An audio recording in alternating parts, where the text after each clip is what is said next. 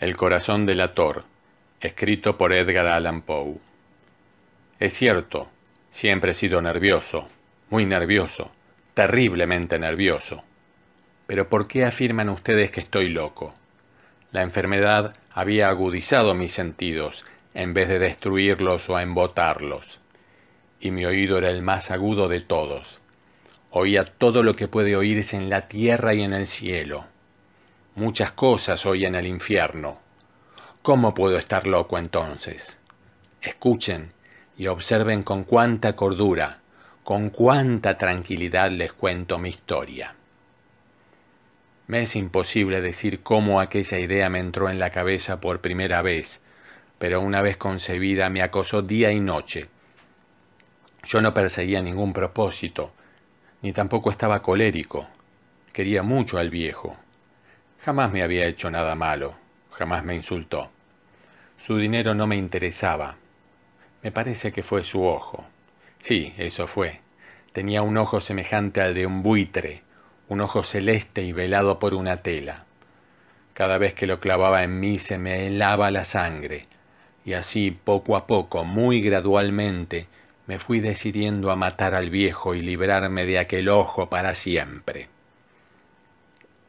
Presten atención ahora. Ustedes me toman por loco, pero los locos no saben nada. En cambio, si hubieran podido verme, si hubieran podido ver con qué habilidad procedí, con qué cuidado, con qué previsión, con qué disimulo me puse a la obra. Jamás fui más amable con el viejo que la semana antes de matarlo. Todas las noches hacia las 12 hacía yo girar el picaporte de su puerta y la abría, oh, tan suavemente. Y entonces, cuando la abertura era lo bastante grande para pasar la cabeza, levantaba una linterna sorda, cerrada, completamente cerrada, de manera que no se viera ninguna luz, y tras ella pasaba la cabeza. Oh, ustedes se hubieran reído al ver cuán astutamente pasaba la cabeza.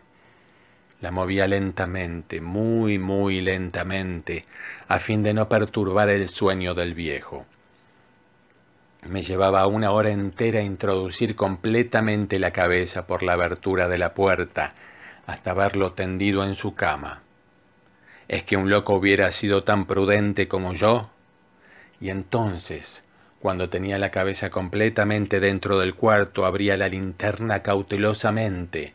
¡Oh, tan cautelosamente! Sí, cautelosamente iba abriendo la linterna, pues crujían las bisagras. La iba abriendo lo suficiente para que un solo rayo de luz cayera sobre el ojo de buitre. Y esto lo hice durante 7 largas noches, cada noche a las 12. Pero siempre encontré el ojo cerrado, y por eso me era imposible cumplir mi obra, porque no era el viejo quien me irritaba, sino el mal de ojo. Y por la mañana, apenas iniciado el día, entraba sin miedo en su habitación y le hablaba resueltamente, llamándolo por su nombre con voz cordial y preguntándole cómo había pasado la noche. Ya ven ustedes que tendría que haber sido un viejo muy astuto para sospechar que todas las noches, justamente a las 12, iba yo a mirarlo mientras dormía.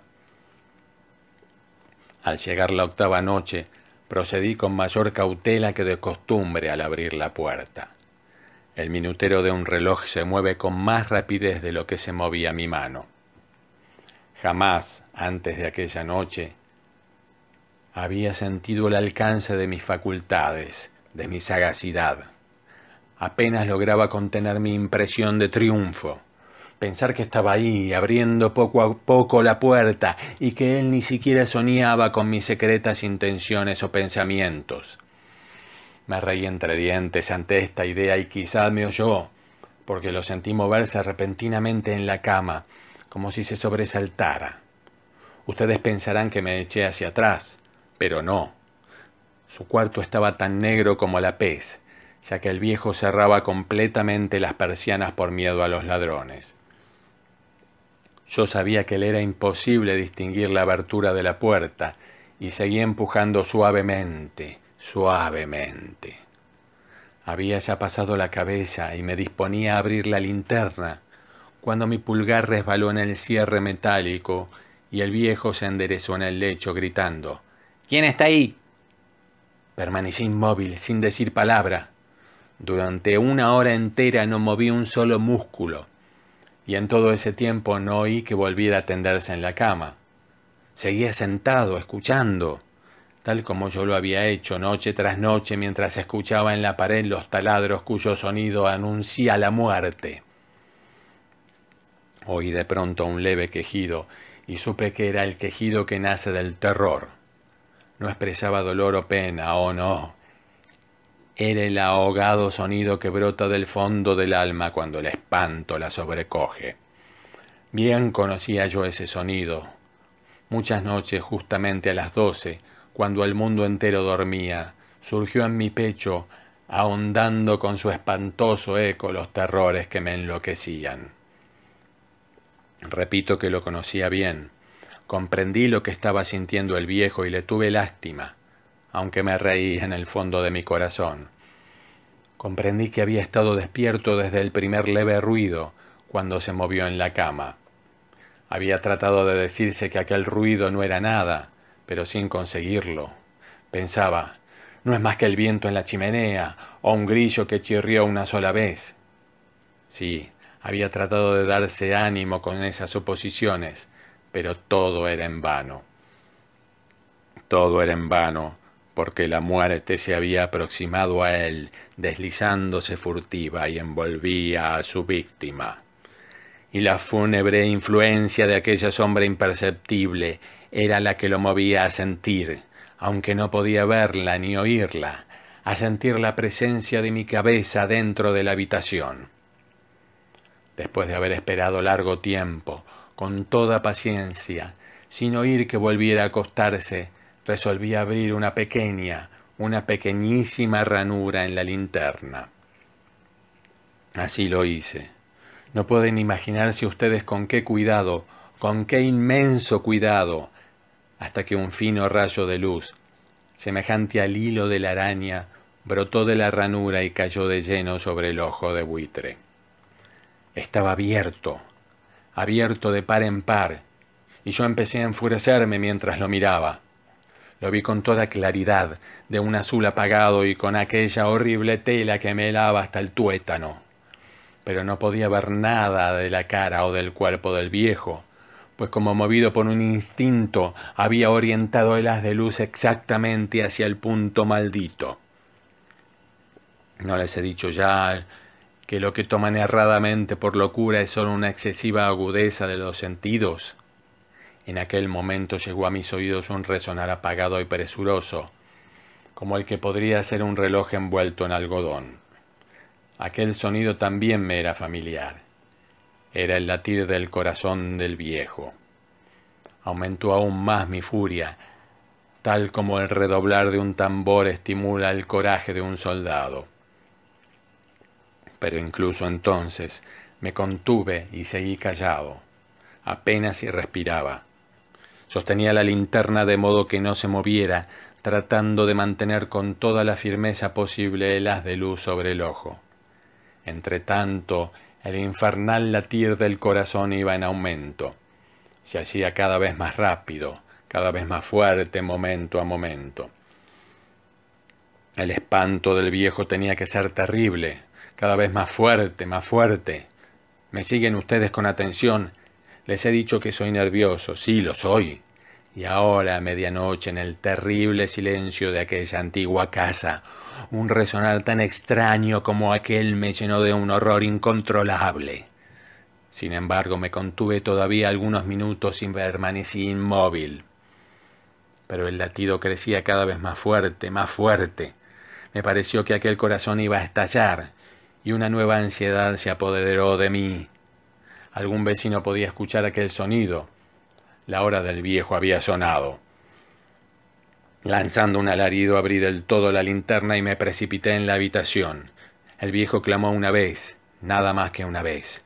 Me bastó un segundo para arrojarlo al suelo y echarle encima el pesado colchón. Sonreí alegremente al ver lo fácil que me había resultado todo, pero durante varios minutos el corazón siguió latiendo con un sonido ahogado. Claro que no me preocupaba, pues nadie podría escucharlo a través de las paredes. Cesó por fin de latir. El viejo había muerto. Levanté el colchón y examiné el cadáver.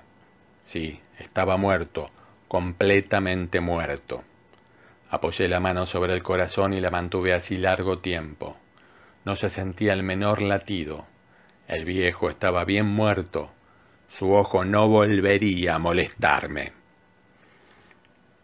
Si ustedes continúan tomándome por loco, dejarán de hacerlo cuando les describa las astutas precauciones que adopté para esconder el cadáver. La noche avanzaba mientras yo cumplía mi trabajo con rapidez, pero en silencio. Ante todo descuarticé el cadáver. Le corté la cabeza, brazos y piernas. Levanté luego 3 planchas del piso de la habitación y escondí los restos en el hueco. Volví a colocar los tablones con tanta habilidad que ningún ojo humano, ni siquiera el suyo, hubiera podido advertir la menor diferencia. No había nada que lavar, ninguna mancha, ningún rastro de sangre. Yo era demasiado precavido para eso. Una cuba había recogido todo. Cuando hube terminado mi tarea, eran las 4 de la madrugada, pero seguía tan oscuro como a medianoche.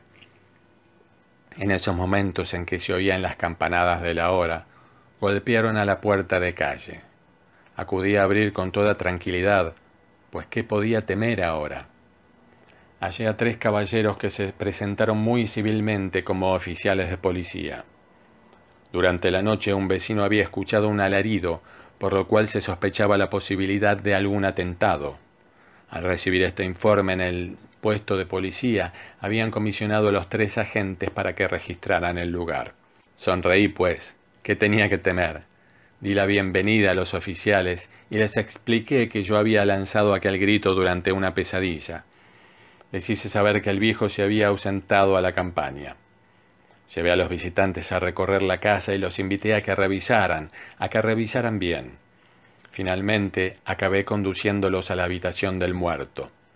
Les mostré sus caudales intactos y cómo cada cosa se hallaba en su lugar.